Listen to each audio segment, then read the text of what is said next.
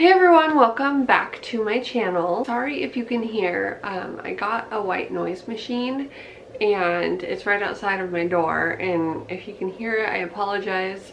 We just have a lot of noise out in the rest of the house, and I'm also really self-conscious about when I film videos, so my husband got me the white noise machine to try to help, so I really hope that this camera can't pick it up. I apologize if it can. So today's video is going to be kind of just one of those coffee talk, advice. I don't know really what to call them. I don't ever feel like I'm one of those people who just have all this deep wisdom that, you know, can give all this advice. Usually I feel actually pretty terrible about advice I give, so I try not to.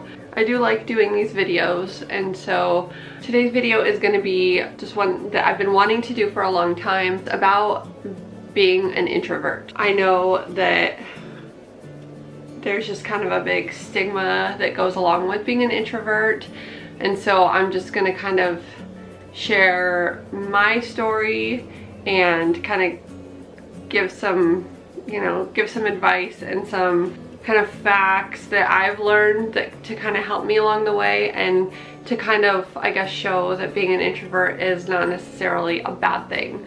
So let's just go ahead and get started. Like I said, I've been wanting to do this video for a while. I just had no idea where to start. Like I also said, I'm not the greatest about giving advice. I don't know, I always just feel really weird. Like, I don't know, maybe it's just part of my lack of confidence. I always feel like there's gonna be somebody to, I guess, prove wrong any kind of advice that I give. So I tend not to really give advice, but this is something that I've been kind of reading up on a lot, kind of documenting my own experiences with being an introvert. I found a couple things, you know, just randomly, like on Pinterest and stuff, that talk about it. So if I can find the links to them, I will link them down below. So the first thing I really want to say is that people who are actually like really fully introverted, I guess, don't like this label being an extroverted introvert, or being, I guess the term is an ambivert, where basically where you're not fully introverted, you don't hate people, you don't want to just be isolated all day every day, but you definitely have your boundaries. You can go out and you can be social, but kind of on your own terms. You need to know when to kind of turn that off. You know, you go, you be social for a little bit, and then you come home. You know, that's definitely where I'm at. You know, I don't hate people. I don't. I definitely have my boundaries as far as being social. I can definitely get along with everybody. I can definitely, it's actually fairly easy for how socially awkward I am, but at the same time, I'm never one of those people who are the center of the party, who have all these friends surrounding them. I tend to keep more to myself. I'm more of a one-on-one friend kind of person. In social situations, I like to go until I don't want to anymore, and then I have to come home, and then I have to recharge. Some people just constantly need to be interacting with people, and I need that on a lot smaller of a level. I definitely always need time to recharge.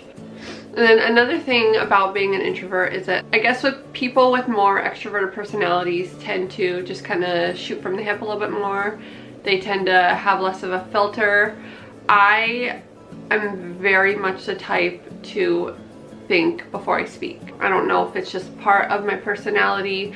I absolutely will go out of my way to not ever have to regret saying something or apologize for something I said. That is definitely part of being an introvert. I think before I speak. That also kind of just goes along with being an introvert. Just the thought process of introverts just tends to kind of go through a lot more of, there's just a lot more to the thought process of an introvert than an extrovert. An extrovert kind of tends to just think like straightforward. And with the introvert, you know, you go through everything else that's in your brain first, and then you kind of anticipate what can come from words or actions that you are anticipating saying or doing. With extroverts, it's easier for them to say something they'll regret. I'm not saying that extroverts think less than introverts do. Like I said, it's just a lot more straightforward. So the next part I'm gonna get into is kind of going over all of the myths that tend to surround being an introvert. The biggest thing about introverts is that they're shy and that they're antisocial. That's not always true. Like with me, when I am around, you know, my close circle of friends, I'm not shy at all. You know, even my best friend, she is definitely a lot more of an extroverted personality.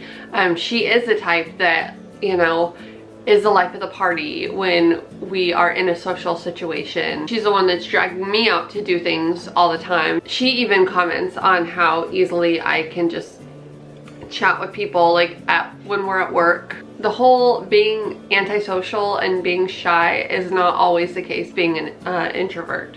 Another myth about being an introvert is that they hate people. If you're close with me, you will hear me say all the time that I hate people, which it's such a generalization. I'm joking. It's not true. Introverts don't hate people, but they are very selective in who they let close. They choose carefully who they interact with. They don't trust just anybody. Another thing is that they never go anywhere. They just stay inside all the time, which they tend to stay in more than extroverted people, but they don't just only ever stay in all the time and that's it.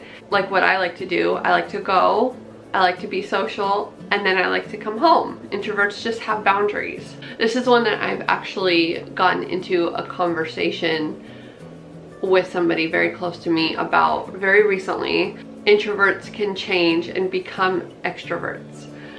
Now, this one kind of frustrates me a little bit. Being an introvert is not a bad thing. There's no need to change and become an extrovert.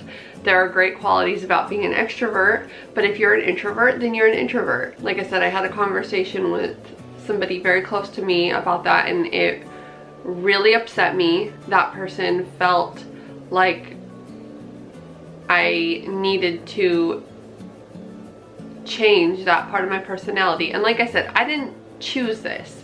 I think actually I just kind of accepted it because for so long, I think one of the reasons why I had so many, like, I guess anxiety issues growing up, like in high school, middle school, is because I was trying to be extroverted. I was trying so hard to be that personality type. I kind of wanted to be the life of the party, to have that big social circle, and I just kind of slowly realized that that wasn't me. So some other things to really realize with introverts is they just have a very particular way of living their life, things that other extroverts around you don't really understand. Like, introverts are extremely self-sufficient. Like with me, I don't need people around me. If there are people, you know, who I hang out with, it's because I want to.